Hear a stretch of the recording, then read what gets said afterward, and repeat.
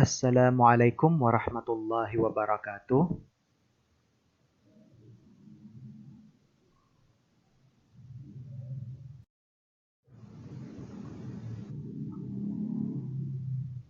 I am going to report or discuss about Philippine constitutional provisions on education. The Philippine traditional value of stressing the importance of education has been codified and incorporated into the constitutions and laws of the country.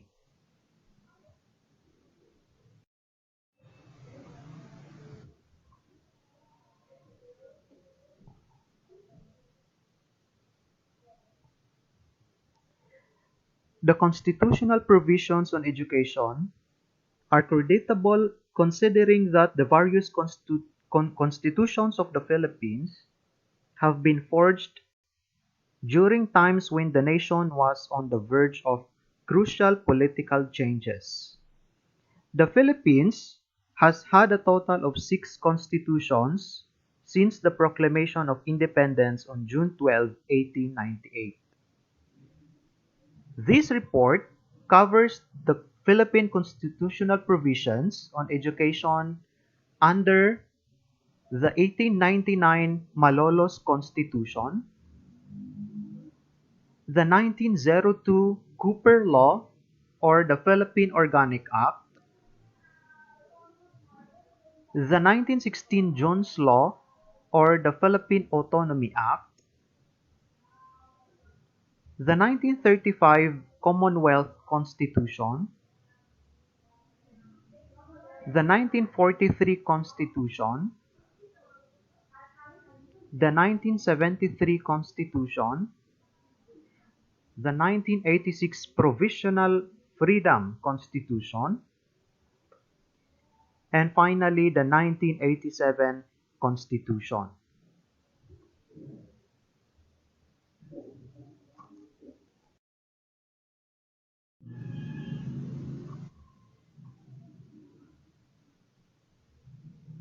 So the first that we are going to discuss or that I'm going to report is the 1989 Malolos Constitution, constitutional provisions on education. In 1899, the Malolos Constitution, the first Philippine Constitution, and the first Republican Constitution in Asia, was drafted and adopted by the First Philippine Republic, which lasted from 1899 to 1901. When the 1899 Constitution was written, the Philippines was embroiled in the Philippine-American War.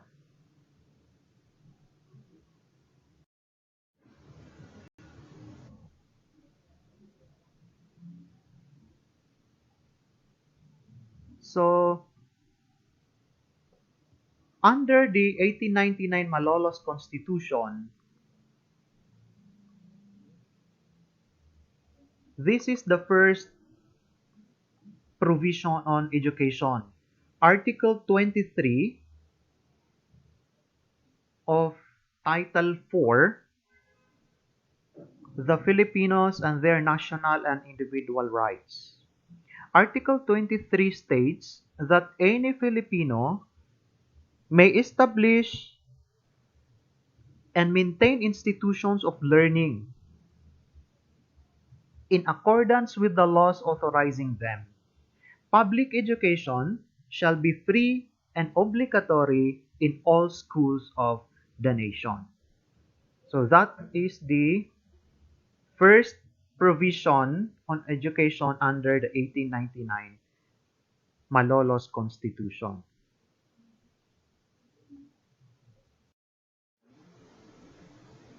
Another provision is under Title X, the Secretaries of Government.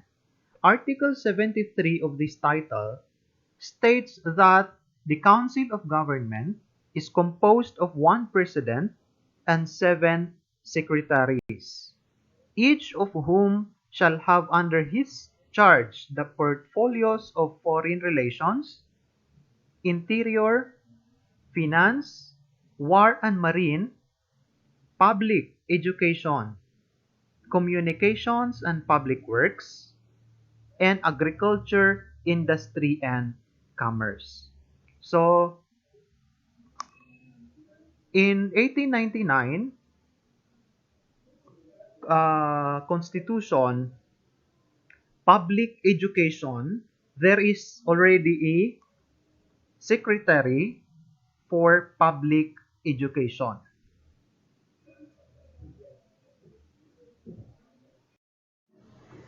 Now, let's proceed with the 1902 Cooper Law, or the Philippine Organic Act. During the American occupation, the Philippines was governed by the laws of the United States of America. Organic acts were passed by the U.S. Congress for the administration of the government of the Philippine Islands. The first was the Philippine Organic Act of 1902, which provided for a Philippine Assembly composed of Filipino citizens. So during this time, the one who makes laws for the Philippine Islands is the U.S. Congress.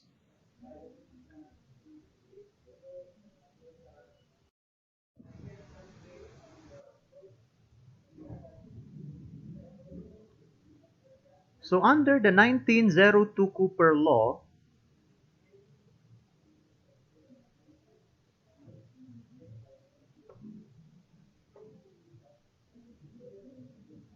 or the Philippine Organic Act of 1902,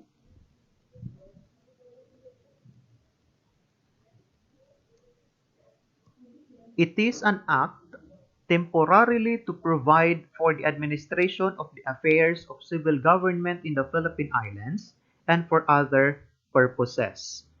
And this is a very long act, but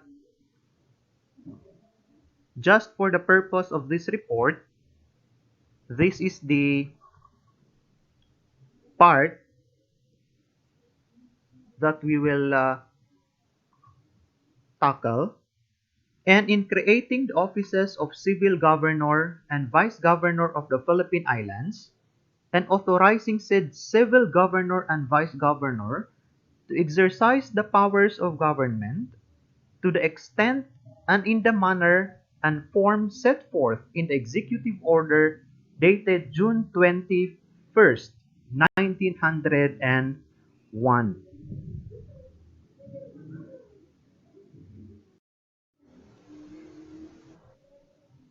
And is establishing four executive departments of government in said islands as set forth in the Act of the Philippine Commission entitled An Act Providing an Organization for the Departments of the Interior, of Commerce and Police, of Finance and Justice, and of Public Instruction. So under this act, this 1902 Cooper Law actually approved and ratified the Act number 222 passed by the U.S. Philippine Commission. And under that Act number 222, that is an act providing an organization for four departments: Department of the Interior, Department of Commerce and Police, Department of Finance and Justice, and Department of Public Instruction.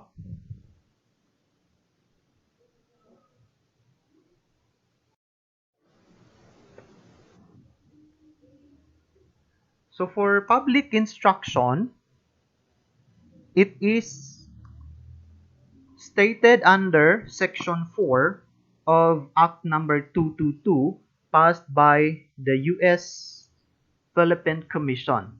The Department of Public Instruction shall embrace under its executive control the Bureau of Public Instructions, a Bureau of Public Charities, public libraries and museums, the Bureau of Statistics, a Bureau of Public Records, a Bureau of Public Printing, and a Bureau of Architecture and Construction of Public Buildings.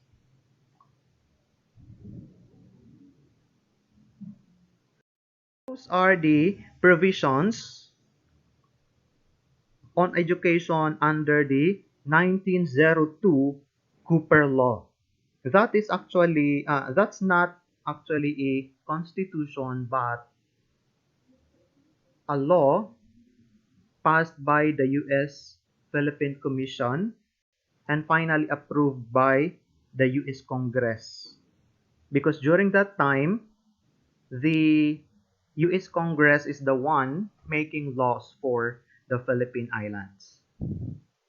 Now let's proceed with another law or act passed by the U.S. Congress for the Philippine Islands, which is the 1916 June's Law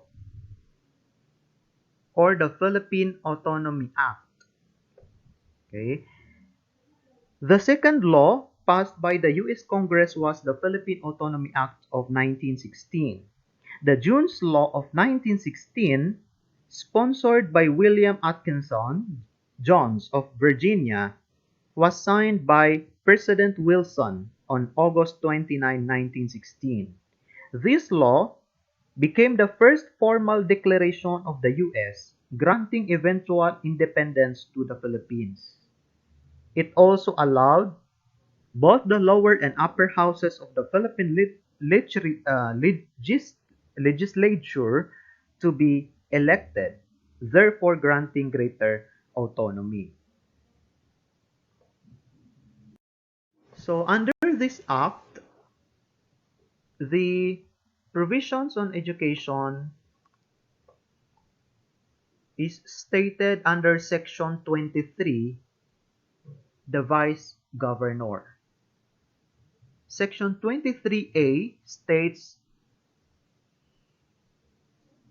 that appointment and powers, bureaus of education and health, that there shall be appointed by the President by and with the advice and consent of the Senate of the United States, a Vice Governor of the Philippine Islands, who shall have all the powers of the Governor General in the case of a vacancy or temporary removal, resignation, or disability of the Governor General, or in the case of his temporary absence.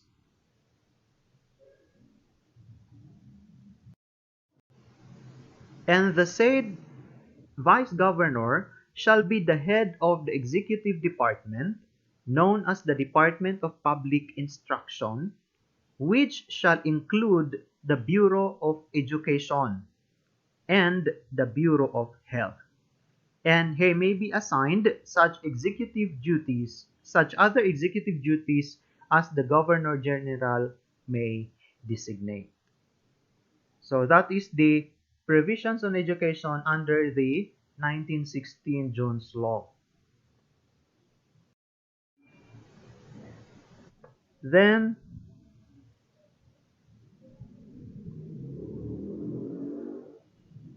the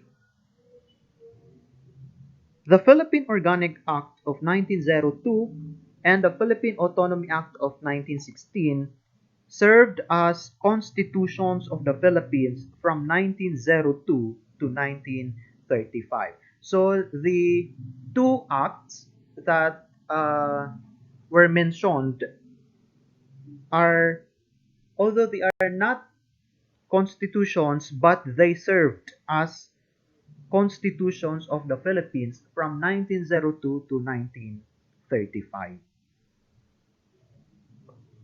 So let's proceed with the 1935 Commonwealth Constitution.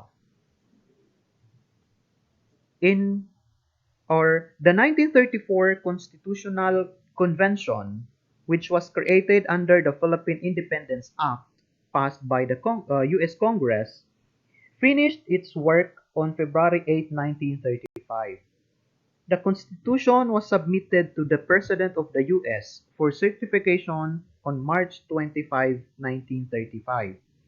The 1935 Constitution was ratified through a national plebiscite on May 14, 1935, and came into full force and effect on November 15, 1935, with the inauguration of the Commonwealth of the Philippines. So let us now discuss about the constitutional provisions on education under the 1935 Constitution.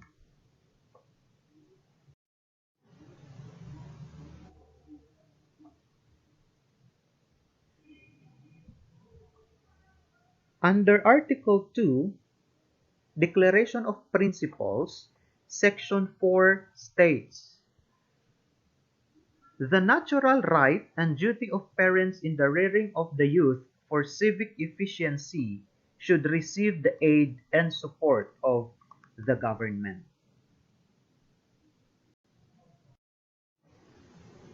And then, under Article 6, Legislative Department, Section 22 states that cemeteries, churches and parsonages, or convents appurtenant thereto, and all lands, buildings, and improvements should exclusively for religious or used exclusively for religious, charitable, or educational purposes shall be exempt from taxation. So under the 1935 Constitution, all lands, buildings, or improvements used exclusively for educational purposes shall be exempt from taxation.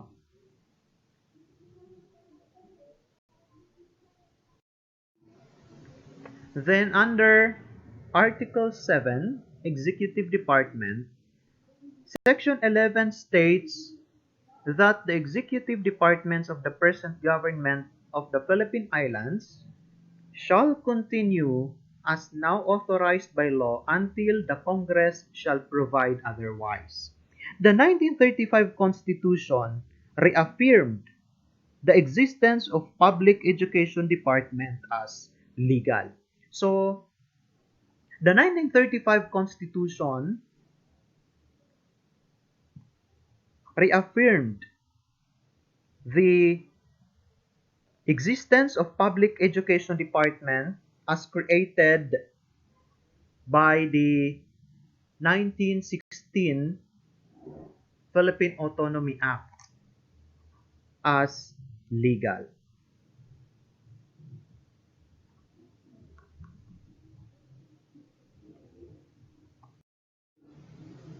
And under Article 14, General Provisions, Section 5 states, "All educational institutions shall be under the supervision of and subject to regulation by the state. The government shall establish and maintain a complete and adequate system of public education, and shall provide at least free public primary instruction and citizenship training to adult citizens.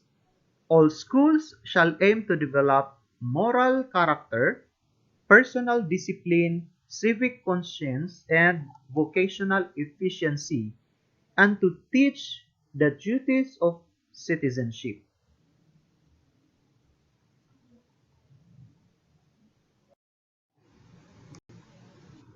Optional religious instruction shall be maintained in the public schools as now authorized by law.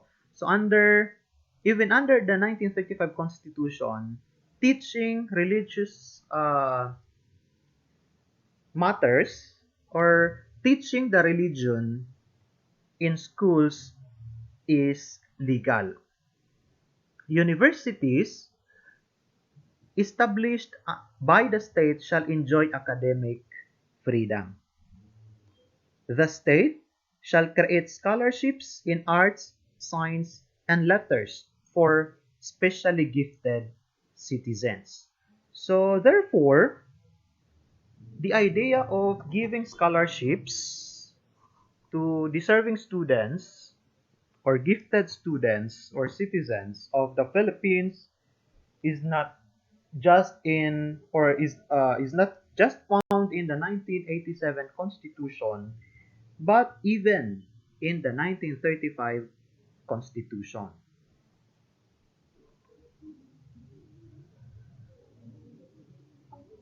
Among the provisions of the 1935 Constitution was that it would remain the Constitution of the Republic of the Philippines once independence was granted on July 4, 1946.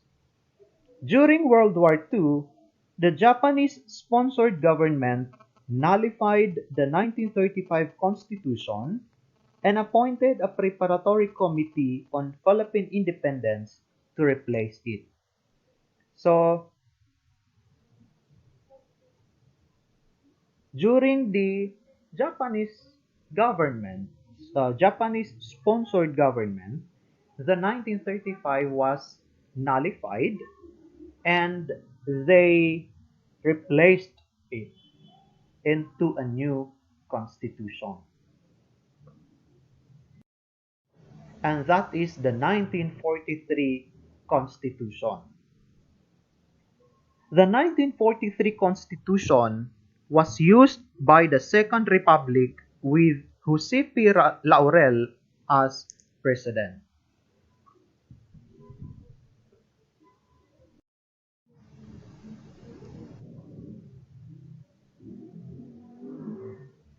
So let us proceed with the provisions on education under the 1943 Constitution. Article 3, the legislature, Section 12, states that cemeteries, churches,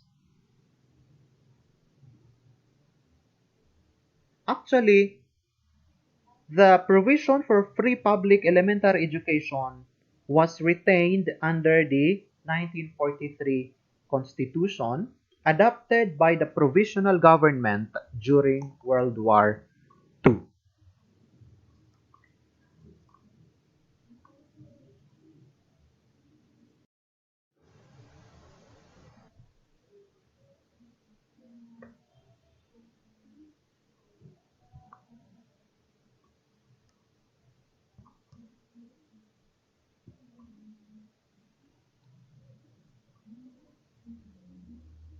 So as you can see, these provisions under the 1943 Constitution on education, provisions on education, are almost the same with the provisions under the 1935 Constitution because it was retained.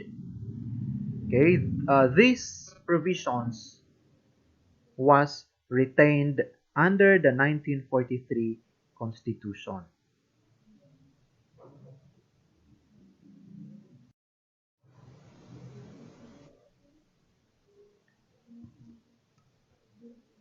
Upon the liberation of the Philippines in 1945, the 1935 Constitution came back into effect.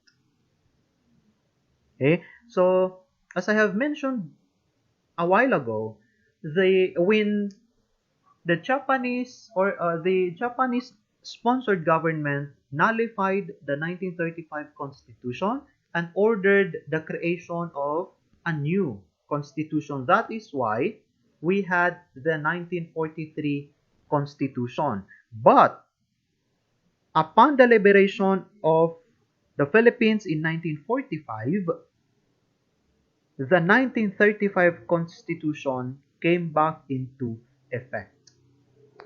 The Constitution remained unaltered until 1947, when the Philippine Congress called for its amendment through Commonwealth Act number 733. The Constitution thereafter remained the same until the declaration of martial law on September 23, 1972.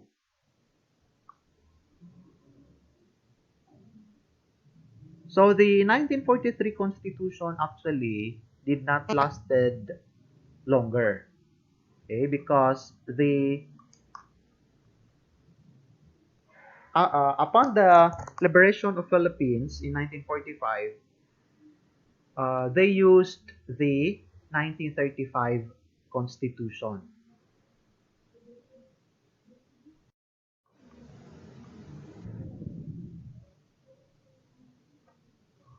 So let us proceed with the constitutional provisions on education under the 1973 Constitution. Before President Marcos declared martial law, a constitutional convention was already in the process of deliberating on amending or revising the 1935 Constitution. They finished their work and submitted it to President Marcos on December 1, 1972. President Marcos submitted it for ratification in early January 1973. But foreseeing that a direct ratification was bound to fail, Marcos issued Presidential Decree number 86 series of 1972 creating Citizens Assembly to ratify the newly drafted Constitution by means of viva voce vote in place of secret ballots. Marcos announced that it had been ratified and in full force and effect on January 17, 1973. So, when President Marcos, former President Marcos, submitted the draft 1973 Constitution for ratification, he foresee that it will fail. So he issued Presidential Decree number 86 creating Citizens Assembly. Okay? So he replaced the use of secret ballot by just a Citizens Assembly to ratify the Constitution.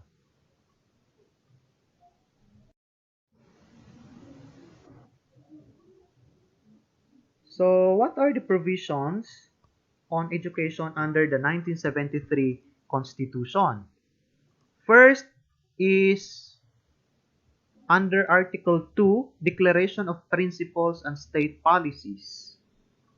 Section 4 states that the state shall strengthen the family as a basic social institution. The natural right and duty of parents in the rearing of the youth for civic efficiency and the development of moral character shall receive the aid and support of the government. So, as we can see, the constitutions of the Philippines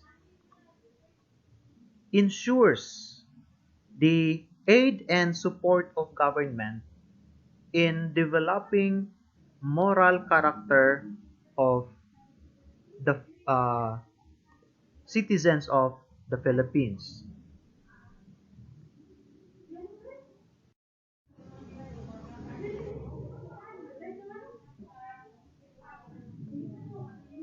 Another provision is Section 5 of Article 2. The state recognizes the vital role of the youth in nation building and shall promote their physical, intellectual, and social well-being.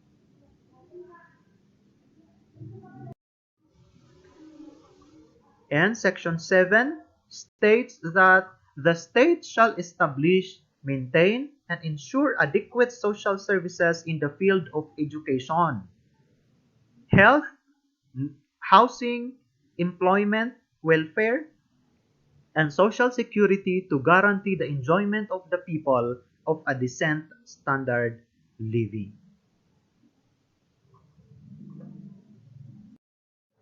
Another provision is under Article 15, General Provisions. Section 8 states that all educational institutions shall be under the supervision of and subject to regulation by the state. The state shall establish and maintain a complete, adequate, and integrated system of education relevant to goals of national development. So this is actually the same with previous uh, constitutions. All institutions of higher learning shall enjoy academic freedom. The study of the Constitution shall be part of the curricula in all schools. So that is the reason why the study of the Philippine Constitution is included in the curricula of schools in the Philippines. All educational institutions shall aim to inculcate love of country, teach the duties of citizenship, and develop moral character, personal discipline, and scientific, technological, and vocational efficiency.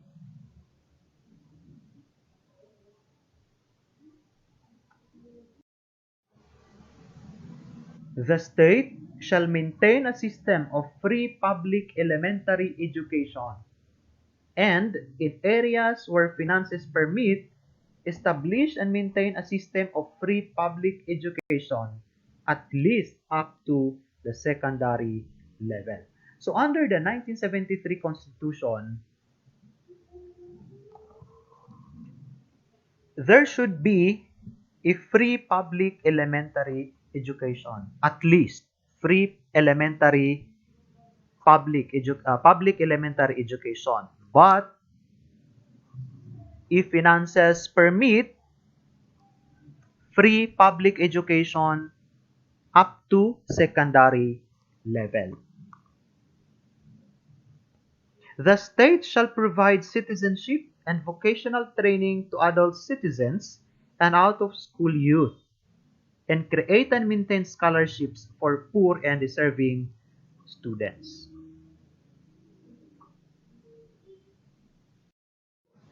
Educational institutions, other than those established by religious orders, mission boards, and charitable organizations, shall be owned solely by citizens of the Philippines, or corporations or associations 60% of the capital, of which is owned by such citizens. The control and administration of educational institutions shall be vested in citizens of the Philippines. No education institution shall be established exclusively for aliens or foreigners, and no group of aliens shall comprise more than one-third of the enrollment of any schools. The provisions of this subsection shall not apply to schools established for foreign diplomatic personnel and their dependents, and unless otherwise provided by law, for other foreign temporary resident. And then, Section 9 states that the state shall promote scientific research and invention.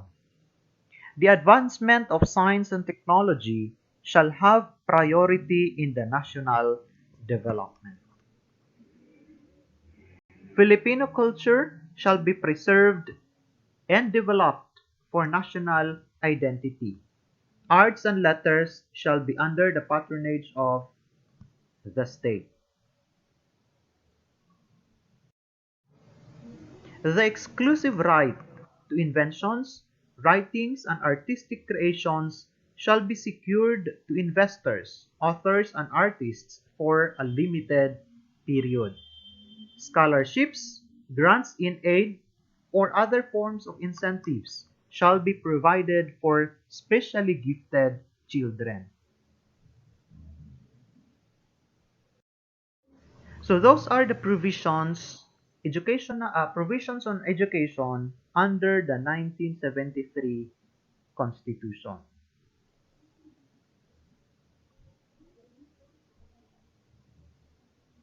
Let us now proceed with the 1986 Provisional Freedom Constitution. Following the EDSA People Power Revolution that removed President Ferdinand E. Marcos from office, the new President Corazon C. Aquino issued Proclamation Number 3 on March 25, 1986 as a provisional or transitory or freedom constitution, suspending certain provisions of the 1973 Constitution. Meaning, there are still provisions under the 1973 which were remained under the 1986 Provisional Constitutions. It adopted certain provisions from the 1973 Constitution and granted the President broad powers to reorganize the government and remove officials from office, and mandated that the President would appoint a commission to draft a new constitution.